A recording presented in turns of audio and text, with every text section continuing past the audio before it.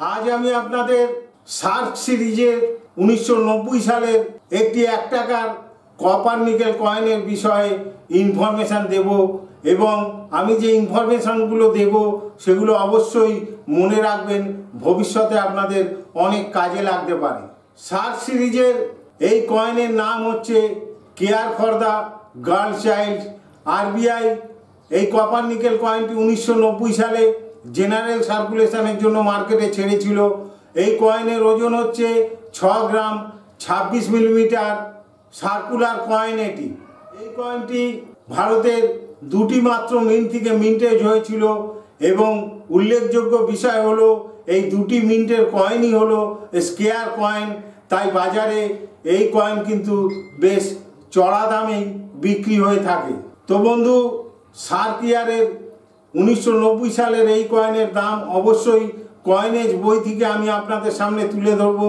তার আগে একটা আমার অনুরোধ, দয়া করে আপনাদের কাছে যদি এই সব কয়েনগুলো থাকে তাহলে নিজেরা উদ্যোগী হয়ে একটু বিক্রি করার চেষ্টা করুন। সবচেয়ে ভালো প্ল্যাটফর্ম হচ্ছে ফেসবুকে একটি অ্যাকাউন্ট ওপেন করুন এবং কয়েন রিলেটেড যেসব ফ্রেন্ডস আছে তাদেরকে আপনার ফেসবুক অ্যাকাউন্টে জুড়ে দিন আর কয়েনের ছবিটা ভালো করে তুলে দাম সহ ফেসবুকে পোস্ট করে দিন।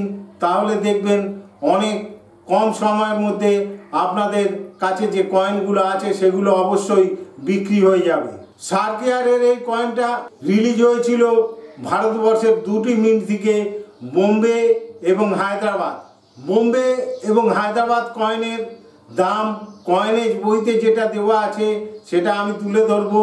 তার আগে বলি, এই বোম্বে আর হায়দ্রাবাদ দুটি মিন্টের কয়েনের দামই কিন্তু এক। বোম্বে মিন্টের কয়েনের দাম হলো 10 টাকা, 25 টাকা, 50 টাকা এবং 100 টাকা প্রতি পিস কয়েন।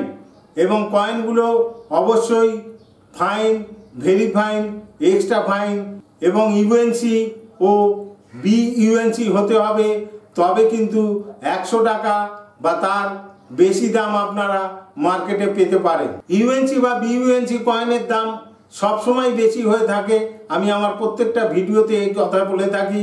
তো বন্ধু, যদি আপনাদের কাছে এই কয়েন থাকে ফেসবুকে অ্যাকাউন্ট করে নিজেরা বিক্রি করার একটা চেষ্টা করুন, অথবা আপনারা যে সেলার বা ডিলারদের কাছে এই কয়েন বিক্রি করবেন তারা কিন্তু কয়েনেজ বইতে যে দাম দেওয়া আছে সেই দামে কিনবে না আপনাদের কাছ থেকে, তারা এর থেকে অনেক কম দামে কিনে কয়েনেজ বইতে যে দাম দেওয়া আছে সেই দামে বা তার থেকে বেশি দামে মার্কেটে বিক্রি করতে হবে।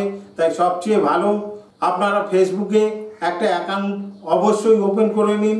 তো বন্ধু, আজকের মতো এখানে শেষ করছি। সকলকে আমার নমস্কার।